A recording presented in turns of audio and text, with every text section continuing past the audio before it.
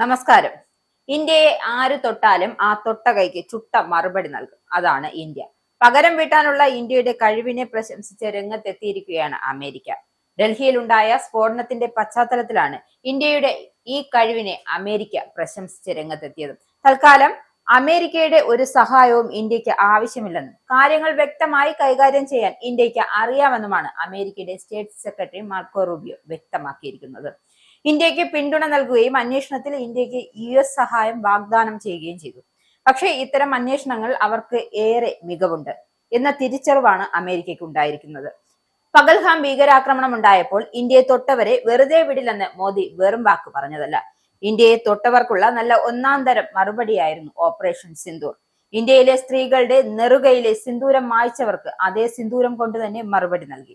പാകിസ്ഥാനെ അടപടലം തകർക്കുന്നതായിരുന്നു ഇന്ത്യയുടെ ഓരോ നടപടിയും. അന്ന് ഇന്ത്യയും പാകിസ്ഥാനും തമ്മിലുണ്ടായിരുന്ന പ്രശ്നങ്ങൾ പറഞ്ഞു തീർക്കാൻ താൻ നിർണായക ഇടപെടൽ നടത്തിയെന്ന ട്രംപിന്റെ തള്ളൽ പ്രഖ്യാപനവും ഉണ്ടായിരുന്നു.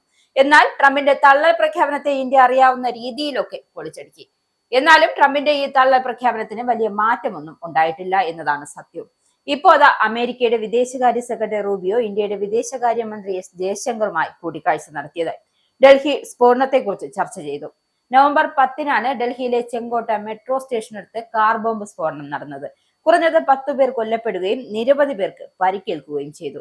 ജയശങ്കർ റൂബിയോ കൂടിക്കാഴ്ചയിൽ ഇരു രാജ്യങ്ങളും തമ്മിലുള്ള ബന്ധങ്ങൾ, വ്യാപാരവും വിതരണ ശൃംഖലകളും പ്രാദേശിക സുരക്ഷാ വിഷയങ്ങളും ഉൾപ്പെടെ ചർച്ച ചെയ്തു.